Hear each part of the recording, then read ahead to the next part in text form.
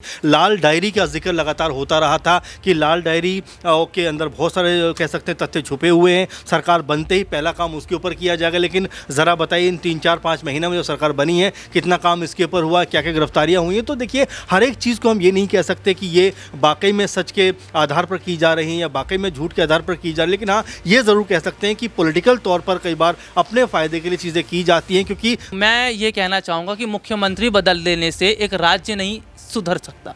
आप पहले मुख्यमंत्री थे मनोहर लाल खट्टर, आपने नायब सिंह सैनी को मुख्यमंत्री बना दिया। क्या हरियाणा बदल गया? हरियाणा में लोगों की समस्याएं खत्म हो गई। हरियाणा के लोगों को जो तमाम चीज़ें चाहिए थी वो सब मिल गई। देखिए ईडी सीबीआई बीजेपी तब लेकर चलती है जब इन्हें अपना फ़ायदा देखना होता है। चुनाव का वक्त है। हरियाणा में विधानसभा चुनाव का काउंटडाउन शुरू हो चुका है, लेकिन इस बीच आपको बता दें कि कांग्रेस नेताओं पर ईडी की छापेमारी भी तेज होती हुई नजर आ रही है। आज आपको बता दें कि देश भर में ईडी की टीमों ने 5 शहरों में यहां पर छापेमारी की और तमाम विपक्षी नेताओं को कहीं ना कहीं घेरने का प्रयास किया गया। इस बीच आपको बता दें कि हरियाणा के महेंद्रगढ़ से कांग्रेस के विधायक राव दान सिंह के गुरुग्राम सेक्टर 17 स्थित आवास पर आज सुबह 6 बजे ईडी की टीम पहुंचती है। राव दान सिंह उस वक्त पार्क में टहल रहे थे और ईडी की टीम जब वहां पहुंची और उनको सूचना मिली तो राव दान सिंह वहां से गायब हो जाते हैं।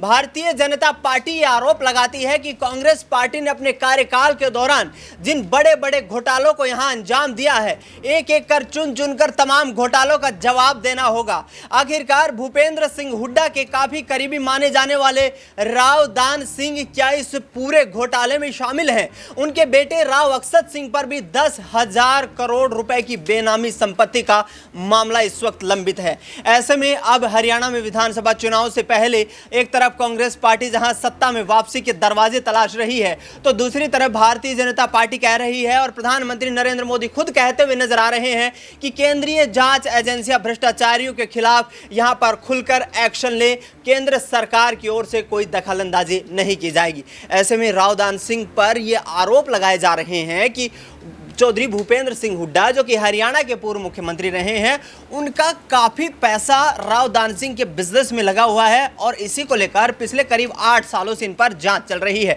न्यूज़ रूम में इस वक्त मौजूद हूं, तमाम पहलुओं पर जानने की कोशिश करेंगे। अमन जी मेरे साथ मौजूद हैं। सर कैसे देखते हैं, कांग्रेस के टाइम में बड़े घोटाले किए गए, ये आरोप बीजेपी की तरफ से लगाया गया है और अब एक एक घोटाले का यहाँ पर जवाब देना होगा। क्या वाकई में हरियाणा में विधानसभा चुनाव की यहाँ पर रूपरेखा को बदलने की तैयारी की जा रही है? देखिए दिनेश जी, जैसे ये चुनाव नज़दीक आते हैं इस तरह की चीज़ें हमें देखने को मिलती हैं। आपको याद होगा छत्तीसगढ़ में जब चुनाव होने वाले थे उस समय भी भूपेश बघेल के ऊपर किस तरह की लगातार खबरें सामने आई थी, घोटालेबाजी की खबरें सामने आई थी। तमाम जो ऐप था उसके ज़रिए जो पैसे का लेन देन हो रहा था उसमें उनको पैसे देने की बातें सामने आई और जिसका नाम लेकर ये बातें कही गई बाद में वो अपने बयान से भी मुकर जाता है। तो कई बार ऐसा होता है कि जब चुनाव बहुत नज़दीक होते हैं इस तरह की चीज़ें सामने आती हैं। अब ऐसे में क्या वाकई में ये जो पूरे का पूरा मामला सामने आया इसमें कोई सच्चाई है या पूरे का पूरा ये पूरी तरह से कहा जा सकता है कि ये पॉलिटिकल है, राजनीतिक है? अब क्योंकि चुनाव है, हर एक मुद्दे पर हर एक चीज़ पर कहीं ना कहीं जनता गौर करती है। क्या यहाँ पर छवि बिगाड़ने का कुछ मामला है? क्योंकि कांग्रेस पार्टी यही बात कहती रही है कि जैसे चुनाव नज़दीक आता है बीजेपी ईडी और सीबीआई के ज़रिए उनके नेताओं के ऊपर इस तरह की छापेमारी करवाता है। आपने देखा कि लगातार जो शराब घोटाले की बातें होती हैं उसको लेकर भी बात कही जाती है कि भाई लगभग 1.5 साल से मनीष सिसोदिया जेल के अंदर बंद है, अरविंद केजरीवाल जेल के अंदर बंद है, लेकिन सबूतों के नाम पर और क्या छापेमारी में प्राप्त हुआ उसको लेकर अगर बात की जाए तो कुछ भी नज़र नहीं आता, खाली हाथ नज़र आती ईडी और सीबीआई। तो यही कुछ मामला हरियाणा में भी दिखाई पड़ता है कि वहाँ पर छापेमारी तो होती है लेकिन वहाँ से क्या कुछ प्राप्त होता है इसके बारे में अभी तक कहा जा सकता है कि कुछ भी खबर सामने नहीं आई। अब क्या वाकई में ये जो छापेमारी हुई है इससे कुछ प्राप्त भी हुआ है या सिर्फ और सिर्फ ये एक पॉलिटिकल माहौल बनाने का प्रयास बीजेपी की तरफ से किया जा रहा है? बिल्कुल, यहाँ पर कहीं ना कहीं पॉलिटिकल माहौल यहाँ पर बनाने का प्रयास किया जा रहा है बीजेपी की तरफ से। ये आरोप कांग्रेस पार्टी के द्वारा लगाए गए, लेकिन सीबीआई के जांच लंबे वक्त से भूपेंद्र सिंह हुड्डा, राव दान सिंह जैसे तमाम कांग्रेसी नेताओं पर चल रही है। तो क्या अब चुनाव के आते आते ये तमाम नेता जो है कहीं ना कहीं गिरफ्त में आते दिखाई देंगे जांच एजेंसियों की, जिस तरीके से अरविंद केजरीवाल और मनीष सिसोदिया पर शिकंजा कसा गया? देखिए जाहिर बात है दिनेश जी, और यही बात कांग्रेस पार्टी और तमाम जो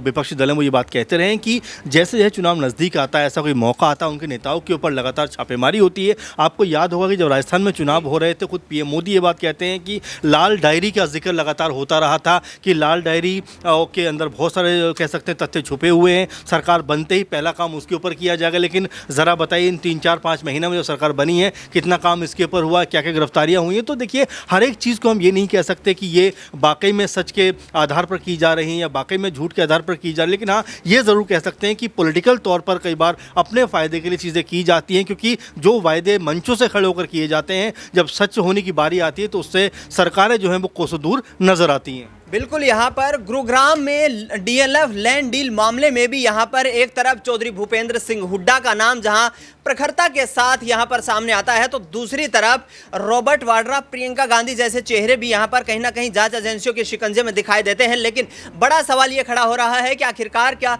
चुनाव के वक्त पर ही ऐसी कार्यवाही होती रही है। मेरे साथ राहुल मौजूद हैं। राहुल, किस तरीके से देखते हैं इस पूरे सियासी समीकरण के दौरान ईडी सीबीआई की कार्यवाही, और यदि ये नेता जो हैं अपने आप को पाक साफ बताते हैं तो फिर जांच एजेंसियों की इतनी लंबी कार्रवाई करने की क्या आवश्यकता है? देखिए, ये जांच एजेंसियां तब एक्टिव होती हैं जब विपक्ष की बारी होती है। बीजेपी के अंदर या पार्टी के किसी भी नेता पे कितनी ईडी की जांच हुई है, कितने सीबीआई के लोग आए हैं, लेकिन अगर ईडी सीबीआई की बात होती है तो बंगाल में चले जाइए, वहाँ छापा मार के आ जाइए, बिहार चले जाइए, वहाँ लालू। कुछ ना कुछ तो होगा ना यहाँ पर राहुल, अभी तो छापेमारी हो रही है। नहीं, क्या भारतीय जनता पार्टी के सभी लोग साफ सुथरे हैं? क्या किसी ने करप्शन नहीं किया है? अंबानी अडानी की सरकार ऐसे थोड़ी बोली जाती है। आज आप खुद देख लीजिए ना, शादी किसी की हो रही है, भुगतान हम और आप कर रहे हैं, भाई बिल हमसे वसूला जा रहा है। तो ये तो वही वाली बात हो गई ना, मौज में कोई है और परेशान कोई और। देखिए, सबसे बड़ी बात ये है कि अगर 2014 से पहले की तस्वीरों को, विपक्ष को डर किस बात से लग रहा है? आखिरकार जांच हो रही है तो नेता पेश क्यों नहीं हो पाते? देखिए, अगर किसी के सर पर आप बंदूक रखकर खड़े हो जाएंगे और कुछ भी बोलेंगे तो बेचारा वो तो वही कहेगा जो मजबूरी है। तो आज वही तो है, बीजेपी का सबसे बड़ा जो हथियार है वो ईडी है, सीबीआई है, तमाम सरकारी एजेंसियां हैं। लेकिन एक चीज़ आप देखिए, इसका कोई फ़ायदा हो नहीं पाया, क्योंकि लोकसभा चुनाव के जो नतीजे आए हैं वो खुद ब खुद ये बता रहे हैं कि भले ही बीजेपी ईडी सीबीआई के जरिए विपक्ष को दबाने की कोशिश करे, मीडिया को दबाने की कोशिश करे, लेकिन जब जनता जिसकी ताकत है, उसका अधिकार, वोटों का जब वो इस्तेमाल करते हैं, और वोटों की ताकत ने ये बता दिया कि ईडी सीबीआई से काम नहीं चलेगा, धर्म और जाति की राजनीति से काम नहीं चलेगा। जनता को आज रोजगार चाहिए, शिक्षा चाहिए, स्वास्थ्य जैसी चीजें चाहिए जिससे देश तरक्की करे। मैं वही बात कर रहा हूँ। देखिए, कांग्रेस के टाइम पे अगर हम देखिए, जब मनमोहन सिंह जी प्रधानमंत्री के पदभार को संभाल रहे थे, उस वक्त देश की जो इकोनॉमी थी वो कहाँ पर थी? उस वक्त आप देखिए, देश में रोजगार की कमी नहीं थी, सरकारी सेक्टर में भी थे, प्राइवेट सेक्टर में भी थे। लेकिन आज आप देखिए, आप ये कहना चाहते हैं कि बीजेपी के आने के बाद जो है बेरोजगारी हिंदुस्तान में बढ़ गई है?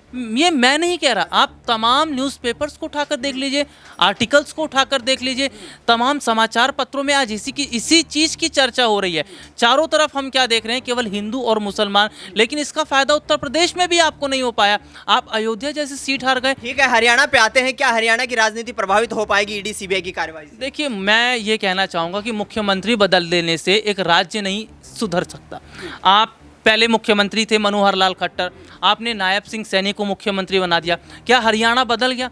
हरियाणा में लोगों की समस्याएं खत्म हो गई, हरियाणा के लोगों को जो तमाम चीज़ें चाहिए थी वो सब मिल गई। देखिए, ईडी सीबीआई बीजेपी तब लेकर चलती है जब इन्हें अपना फ़ायदा देखना होता है। चुनाव का वक्त है हरियाणा में, महाराष्ट्र में, बिहार में, तो इस तरीके से हम देख रहे हैं, लेकिन इसका कोई उतना फ़ायदा मिल नहीं पाएगा। जी, जिस तरीके से एक तरफ विपक्षी नेताओं पर कार्रवाई हो रही है, दूसरी तरफ सरकार अपने ही नेताओं को साधने के लिए यहाँ पर तमाम वो पैतरे आजमाती नजर आ रही है, जिससे कि आगे आने वाले वक्त में चुनाव में यहाँ पर कोई डैमेज ना हो। राव इंद्रजीत सिंह को नीति आयोग का सदस्य बना दिया गया। सिराज मेरे साथ मौजूद हैं। सिराज, किस तरीके से देखते हैं? राव साहब पिछले कई दिनों से यहाँ पर बगावत करते हुए नजर आ रहे थे, सीएम की कुर्सी पर दाव ठोकते हुए नजर आ रहे थे। केंद्रीय मंत्री फिलहाल राज्य मंत्री वो हैं, लेकिन नीति आयोग में उनको मेंबर बना देना क्या कहीं ना कहीं डैमेज को कंट्रोल करने की कोशिश भारतीय जनता पार्टी द्वारा? जी बिल्कुल, इसमें कोई दो राय नहीं है, क्योंकि जिस तरीके से हरियाणा ही नहीं बल्कि पूरे के पूरे भारतीय जनता पार्टी में असमंजस की स्थिति नजर आ रही है, खासतौर पर देखा जाए तो उत्तर प्रदेश में, तो मुझे लगता है उसको कंट्रोल करने की एक पूरी तरीके से भारतीय जनता पार्टी रणनीति बना रही है और इसी के तहत तमाम कार्रवाई हो रही है। अब देखिए कि राव दान सिंह के खिलाफ जिस तरीके से आज एक्शन हुआ है, इसको लेकर भी सवाल उठ रहे हैं कि आखिर जो चौधरी कह सकते हैं, किरण चौधरी की बेटी श्रुति चौधरी थी, उनका टिकट कहीं ना कहीं यहाँ से कटा था इसी भिवानी महेंद्रगढ़ से, और उसके बाद से वो भारतीय जनता पार्टी में शामिल हो जाती होती हैं और भारतीय जनता पार्टी में शामिल होते ही गृह मंत्री अमित शाह वहाँ पे महेंद्रगढ़ में रैली करते हैं। उसके बाद से ये तमाम तरह के छापे मारना ये साफ तौर पर दर्शाता है कि कहीं ना कहीं ईडी और सीबीआई की कार्रवाइयों पर सवाल उठना लाजमी सी बात है। और देखिए, झारखंड के मुख्यमंत्री हेमंत सोरेन को भी कहीं ना कहीं जमानत मिल गई, अरविंद केजरीवाल को दिल्ली के राजधानी कोर्ट से जमानत मिलती है, सुप्रीम कोर्ट से अंतरिम जमानत मिल गई है। और जिस तरीके से भूपेश बघेल के खिलाफ तमाम आरोप लगाए थे चुनाव के बाद, वो तमाम आरोप जो धराशायी नजर आते हैं। तो मुझे लगता है ईडी और सीबीआई के कार्रवाई को लेकर के जो सवाल उठ रहे हैं, जाहिर सी बात है उठने हैं। और जिस तरीके से विपक्ष के नेताओं पर दबाव बनाया जा रहा है ईडी और सीबीआई के जरिए, मुझे लगता है ये अब भारतीय जनता पार्टी के लिए उल्टा पड़ने वाला है आने वाले चुनाव में। आने वाले विधानसभा चुनाव में भारतीय जनता पार्टी के लिए ये दाव उल्टा पड़ सकता है। नाजमीन मेरे साथ मौजूद हैं। नाजमीन, किस तरीके से देखती हैं ईडी की यहाँ पर रेड हुई है आज महेंद्रगढ़ में, जिस तरीके से विधायक रावदान सिंह के घर पर, तो क्या यहाँ पर चुनाव को प्रभावित हो पाएंगे? क्या कांग्रेस पार्टी बैकफुट पर आती नजर आएगी? क्योंकि सीबीआई कोर्ट में भूपेंद्र सिंह हुड्डा के खिलाफ भी बड़े घोटालों के मामलों में यहाँ पर जाँच चल रही है। देखिए, लगातार अगर हम देखें तो विधानसभा चुनाव कई बीते हैं, लेकिन ईडी सीबीआई की कार्यवाही लगातार विपक्षी पार्टियों पर ही हमने देखी है, चाहे वो दिल्ली में हो, चाहे वो राजस्थान में हो, चाहे वो फिर आप ये देख लीजिए छत्तीसगढ़ में हो या बिहार में हो। ये कार्यवाही ईडी सीबीआई की लगातार सिर्फ विपक्षी पार्टियों पर नजर आती है। रावदान सिंह, यहाँ पर अगर हम बात करें कांग्रेस पार्टी की तरफ से, अगर भारतीय जनता पार्टी ये दावा करती है कि हरियाणा में इस बार भी वो सरकार बना लेंगे, जहाँ कांग्रेस पार्टी ये दावा करती है कि विधायकों की संख्या भी मौजूद है और आगामी विधानसभा चुनाव के लिए हम तैयार भी हैं, क्योंकि जननायक जनता पार्टी का समर्थन भी है। लेकिन देखा जाए तो जहां जननायक जनता पार्टी की बात करें तो वो राज्यसभा चुनाव में भूपेंद्र सिंह हुड्डा को लेकर ये दावा करती हुई नजर आती हैं। पहले आप राज्यसभा के चुनाव में तो क्लियर हो जाइए, चाहे आपको ही चुनाव क्यों ना लड़ना पड़े, तो भूपेंद्र सिंह हुड्डा आगे तो आए। यहाँ पर तमाम आरोप तो लगाए जाते हैं, लेकिन इस विधानसभा चुनाव में तय होता हुआ नजर आएगा कि जिस तरीके से भारतीय जनता पार्टी में अंतर्कलह देखने को मिल रही है, कांग्रेस पार्टी में गुटबाजी देखने को मिल रही है, दो धड़ों में पार्टियां बढ़ती हुई नजर आती हैं। विधानसभा चुनाव से पहले क्या एकजुट होने की स्थिति में पहुंचेंगे? क्या राव इंद्रजीत, अनिल विज की नाराजगी, और वहीं देखा जाए तो अमित शाह मनाने की कोशिश यहां पर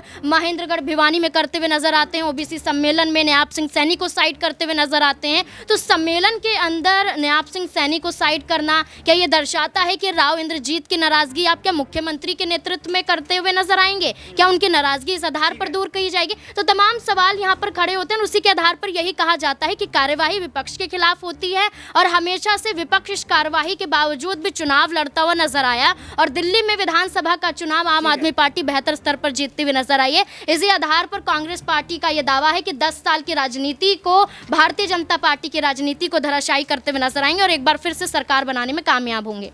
हरियाणा में दीपेंद्र सिंह हुड्डा ने हरियाणा मांगे हिसाब नामक एक अभियान की शुरुआत की है और वह लगातार हरियाणा की तमाम 90 विधानसभा सीटों पर जाने का, यहां पर बीजेपी की रणनीतियों का पर्दाफाश करने का संकल्प लेते हुए नजर आ रहे हैं। लेकिन आखिरकार केंद्रीय जांच एजेंसियों की जांच का जो दायरा बढ़ता हुआ कांग्रेस पार्टी और तमाम नेताओं पर नजर आ रहा है, क्या आगामी वक्त में यहां पर विपक्ष धराशायी होता हुआ नजर आएगा और भारतीय जनता पार्टी क्या तीसरी बार हरियाणा में हैट्रिक लगाने में कामयाब हो पाएगी? इस पूरे मुद्दे पर आपकी क्या राय, प्रतिक्रिया कमेंट बॉक्स में जरूर बताएं। देश दुनिया की तमाम बड़ी खबरों के लिए आप देखते रहिए SPN 9 न्यूज।